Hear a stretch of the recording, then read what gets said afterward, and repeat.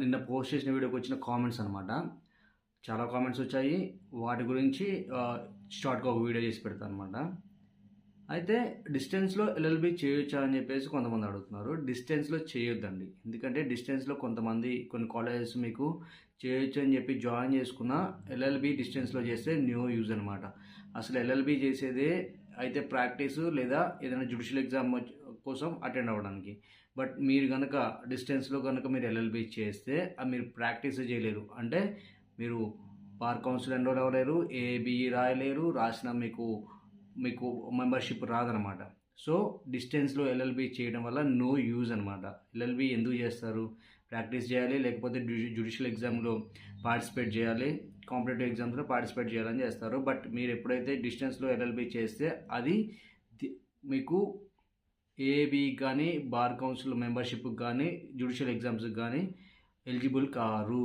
So మీరు డిస్టెన్స్‌లో ఎవరైనా ఆఫర్ చేసినా, చేయొచ్చని ఎవరైనా చెప్పినా నమ్మొద్దండి. ఎందుకంటే మీకు ఇంకా ఏమైనా డౌట్స్ ఉంటే సింపుల్గా bar council of India guidelines చూసుకోండి. డిస్టెన్స్ ఎడ్యుకేషన్ అనేది మనకి లేదు. Next age limit. ఎల్ఎల్బీ చేయడానికి ఎలాంటి ఏజ్ లిమిట్ ఉండదు. మీరు కొన్ని కాలేజెస్లోకి వెళ్తే, మన హైదరాబాద్లో ఉన్న కాలేజెస్లోకి వెళ్తే చాలా ఏజ్డ్ 50, 40 అందరూ మ్యారీడ్ అయిన వాళ్ళే ఉంటారు. వాళ్ళే చేస్తున్నారు ఎల్ఎల్బీ ఇప్పుడు. సో అందుకని ఎవరైతే ఇంటర్ ఫినిష్ అయి ఉన్నారో 18, 19 ఇలా మంచి ఏజ్లో ఉన్నారో వాళ్ళు కనుక ఎల్ఎల్బీ చేస్తే ఫ్యూచర్ చాలా బాగుంటుంది మీకు. ఎందుకంటే మీకు అయిపోయినమ్మంటే నెక్స్ట్ మంచిగా జేసీజే రాసుకోవచ్చు. జేసీజేకి 22 ఇయర్స్ నుంచి 35 ఇయర్స్ వరకు ఏజ్ లిమిట్ ఉంటుంది అనమాట. సో 22 ఇయర్స్ నుంచి 35 ఇయర్స్ అంటే ఇంటర్ ఫినిష్ అయిన వాళ్ళు కనుక ఎల్ఎల్బీ జాయిన్ అయితే, బిఏఎల్ఎల్బీ జాయిన్ అయితే, 5 ఇయర్స్ కోర్స్ తీసుకొని జాయిన్ అయితే మీకు మంచి టైం ఉంటుంది, టైం పీరియడ్ ఉంటుంది. ఈ 5 ఇయర్స్ నేర్చుకోవచ్చు. తర్వాత మీరు మళ్ళీ ప్రిపేర్ అయ్యి ఎగ్జామ్స్ అటెంప్ట్ చేయొచ్చు. కాంపిటీషన్ చాలా తక్కువ ఉంటుందండి. మనకి ఏపీలో చూసుకుంటే లాస్ట్ ఇయర్ జేసీజేకి 5,000 మంది అప్లై చేస్తే 3,000 మంది ఎగ్జామ్ రాశారు. అంటే మీకు జ్యుడిషియల్ ఎగ్జామ్స్ ఏమవుతుందంటే ఎవ్రీ ఇయర్ నోటిఫికేషన్ పడుతూనే ఉంటాయి. అటు ఏపీలో పడతాయి, ఇటు తెలంగాణలో పడతాయి. రెండు దగ్గర నోటిఫికేషన్ ఎవ్రీ ఇయర్. మనకి యూపీఎస్సీ ఎలా ఉంటుందో సేమ్ అలానే మనకి ఇక్కడ ఎగ్జామ్ ఎవ్రీ ఇయర్ నోటిఫికేషన్ వస్తుంది అనమాట. ఎవరైతే ఇంటర్ ఫినిష్ అయి ఉన్నారో వాళ్ళు కనుక బిఏఎల్ఎల్బీ జాయిన్ అవ్వండి. డిస్టెన్స్లో మీకు డిగ్రీ ఫినిష్ అయిన వాళ్ళకి కానీ, ఇంటర్ ఫినిష్ అయిన వాళ్ళకి కానీ డిస్టెన్స్లో ఎల్ఎల్బీ చేయించినారని చెప్తే నమ్మొద్దు. డిస్టెన్స్లో మీరు చేసినా అది ఎందుకు పనికిరాదు. ఫీజు ఎలా ఉంటుందని అడుగుతున్నారు.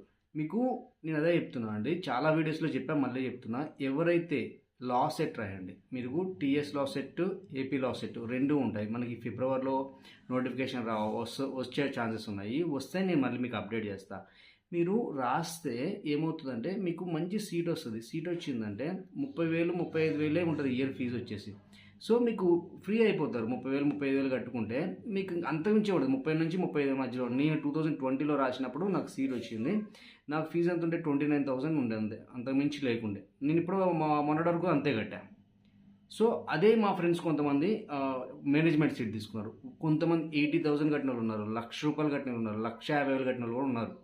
వేరే కాలేజ్లో, మా కాలేజ్లో వేరే కాలేజ్లో కూడా కట్టిన వాళ్ళు ఉన్నారు. సో మీరు కొంచెం కష్టపడితే అంత టఫ్గా ఉండదండి. లా సెట్ ఏమి టఫ్గా మీకు మొత్తం వచ్చేసి కాన్స్టిట్యూషన్ తీసుకొచ్చి మీకు ముందు పెట్టరు. అలాగే మొత్తం మనకున్న యాక్ట్లు మొత్తం తీసుకొచ్చి మీకు ముందు పెట్టరు. బేసిక్సే ఉంటాయి. అసలు మనకి మినిమం నాలెడ్జ్ ఉందా లేదని టెస్ట్ చేయడానికి లా సెట్ అనేది.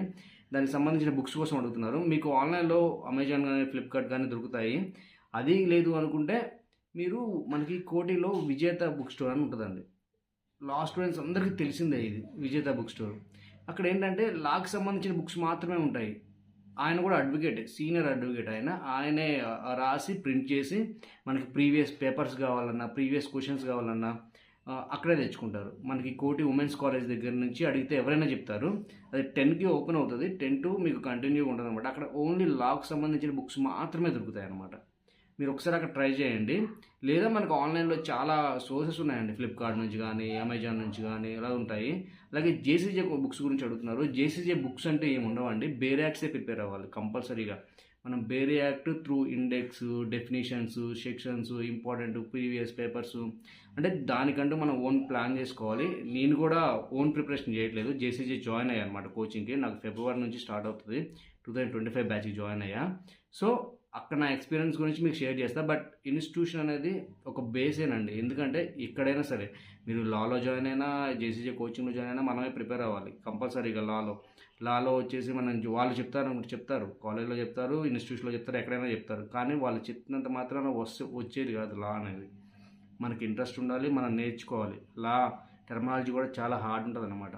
మనం నీట్గా నేర్చుకోవాలి. బుక్స్ గురించి అడుగుతుంటే బుక్స్ చదవకండి, బేర్ యాక్ట్సే చదువుకోండి. బేర్ యాక్ట్స్ చదివితేనే మీరు సీరియస్గా ప్రిపేర్ అయితే బేర్ యాక్ట్సే ఇంపార్టెంట్. బేర్ యాక్ట్ అంటే ఏంటో కూడా కొంతమంది తెలియకపోవచ్చు. బేర్ యాక్ట్ అంటే ఏం లేదండి, మనకి పార్లమెంట్లో, మన చట్టసభల్లో, అది మనకి అసెంబ్లీ అవ్వచ్చు, లోక్సభ అవ్వచ్చు, పార్లమెంట్ అవ్వచ్చు, పాస్ అయ్యే బిల్లు రూపంలో ఉన్నది చట్టం అయిన తర్వాత యాస్టీస్గా పునిస్టాపులు కామాలతో సహా ఉండేదే బేర్ యాక్ట్ అనమాట. మనకి ఇప్పుడు మీకు సింపుల్ ఎగ్జాంపుల్ చెప్పాలంటే text book guide. Bare act అంటే టెక్స్ట్ బుక్ లాంటిది. పార్లమెంట్లో పాస్ అయిన చట్టం యాస్టీస్గా పునిస్టాపులు కామాలతో ప్రిపేర్ అవ్వాలి ఉండేదాన్ని బేర్ యాక్ట్ అంటారు. మనం దాన్నే ప్రిపేర్ అవ్వాలి జ్యుడిషియల్ ఎగ్జామ్స్కి ప్రిపేర్ అయితే. అదే రాయాలి కూడా మనం ఓన్గా. మనము జనరల్గా మనకు మన ఎల్ఎల్బీలో కానీ లేకపోతే డిగ్రీలో కానీ ఏమవుతుందంటే క్వశ్చన్ అర్థమైతే మనం ఓన్గా రాసుకుంటూ వెళ్ళిపోతాం దానికి రిలేటెడ్గా. బట్ జ్యుడిషియల్ ఎగ్జామ్స్లో అలా ఉండదు. యాస్టీస్ డెఫినేషన్ రావాలి, యాస్టీస్గా రాయాలి డెఫినేషన్. అంటే మనకి ఎగ్జాంపుల్ 106 ఉందనుకోండి, కల్పబుల్ హోమైసైడ్స్ ఉంది డిఎన్ఎస్లో, యాస్టీస్ డెఫినేషన్ రాయాలి. అంతే తప్పితే దానికి మనకు అర్థమైంది లేకపోతే మనం కూడా రాస్తే మార్క్స్ వేయరు అనమాట. సో అందుకే బేర్ యాక్ట్సే ప్రిపేర్ అవ్వండి. మీకు ఆన్లైన్లో దొరుకుతాయి. బట్ నన్ను అడిగితే అప్డేటెడ్ వర్షన్సే చూసుకొని ప్రిపేర్ అవ్వండి. అంటే రీసెంట్ అమెండ్మెంట్ అయినాయి కానీ అవి చూసుకొని నీట్గా బేర్ యాక్ట్స్ నేను చూపిస్తాను మీకు నెక్స్ట్ వీడియోస్లో. బేర్ యాక్ట్ ఎలా ఉంటుందని చూపిస్తాను. జేసీజీ ప్రిపేర్ అవ్వాలి. ముఖ్యంగా నేను కోచింగ్ జాయిన్ అయ్యా, నాకు ఫెబ్ నుంచి క్లాసెస్ స్టార్ట్ అవుతాయి. మీకు ప్రతిరోజు నేనేం ప్రిపేర్ అవుతున్నా, వాళ్ళు ఏం చెప్తున్నారు, అసలు ఎలా నడుస్తుంది అన్నది మీకు నీట్గా నేను ఎక్స్ప్లెయిన్ చేస్తాను అనమాట.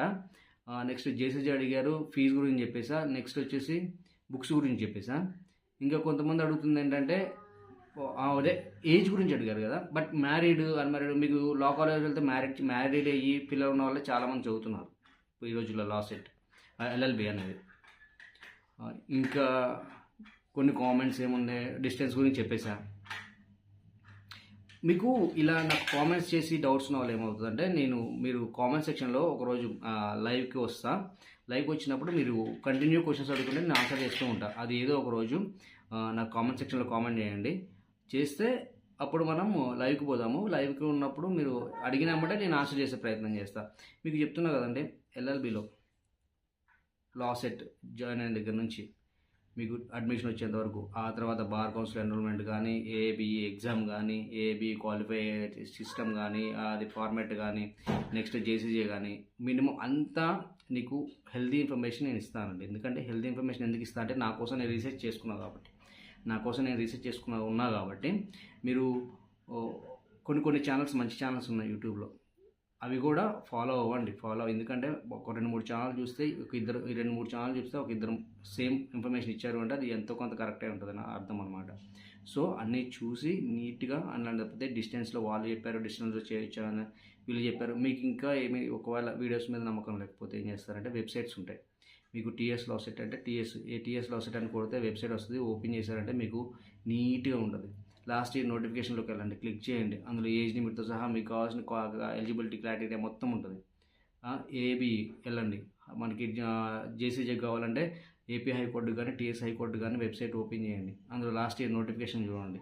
జూనియర్ సివిల్ జడ్జి నోటిఫికేషన్స్ ఉంటాయి. ఓపెన్ చేశారంటే మీకు క్లారిటీ ఉంటుంది అనమాట. ఇంకా అంత నోటిఫికేషన్ మించి ఇంకెవరు ఏం చేయలేరండి. ఒకసారి నోటిఫికేషన్ ఇచ్చిన తర్వాత కోర్టులు కూడా ఏం చేయలేవు. ఎందుకంటే నోటిఫికేషన్లో ఉన్నది వాళ్ళు ఫాలో అవ్వాలి. ఇప్పుడు టీజీపీఎస్సీ కానీ, ఏపీపీఎస్సీ కానీ, హైకోర్ట్స్ కానీ ఒకసారి నోటిఫికేషన్ ఇచ్చిన తర్వాత వాళ్ళు అందుకే కింద ఇందులో నుంచి ఎలాంటి మార్పులైనా మేము చేసే రైట్ మాకు ఉంటుందని చెప్పేసి ఒక కాలం ఉంటుంది అనమాట. మనకి ఏపీ హైకోర్టు కానీ, టీఎస్ హైకోర్టు కానీ ఏదైనా నోటిఫికేషన్ ఇస్తే, సో వాళ్ళు ఎప్పుడైనా పోస్ట్ పెంచుకోవచ్చు, తగ్గించుకోవచ్చు. అంటే ఒకసారి మనకి నోటిఫికేషన్ ఇచ్చిందంటే అది ఒక చట్టం లెక్కనే ఉంటుంది అనమాట. అందులోంచి మనం మార్చుకోవడానికి కానీ చేసుకోవడానికి కూడా ఉండదు. సో కాబట్టి మీరు మళ్ళీ కొంతమంది ఏంటంటే లాస్ట్ ఇయర్ నోటిఫికేషన్ ఇట్లా వీడియో చూసి మళ్ళీ ఈ వీడియో క్వశ్చన్స్ అడుగుతారు. నోటిఫికేషన్స్ అనేవి ఎవ్రీ ఇయర్ మారుతూ ఉంటుంది. నోటిఫికేషన్లో ఉన్న క్రైటీరియా కూడా మారుతూ ఉంటుంది. ఇంతకుముందు జేసీజేకి 35 years ఉండేది కాదు, 22 to 26 years మాత్రమే ఉండేది. బట్ ఇప్పుడు ఏం చేశారంటే దాన్ని 26 years తీసేసి 22 to 35 పెట్టి ఏం చేశారంటే ట్రైనింగ్ పీరియడ్ ఉంటుంది. మన జేసీజే మనకు వచ్చిన తర్వాత మనం జాబ్ చాలా సెలెక్ట్ అయిన తర్వాత 12 months ట్రైనింగ్ ఉండేదని ఏం చేశారు, 18 months చేశారు అనమాట. సో 6 months ట్రైనింగ్ పీరియడ్ అనేది పెంచారు, ఈ 3 years ప్రాక్టీస్ అనేది లేకుండా.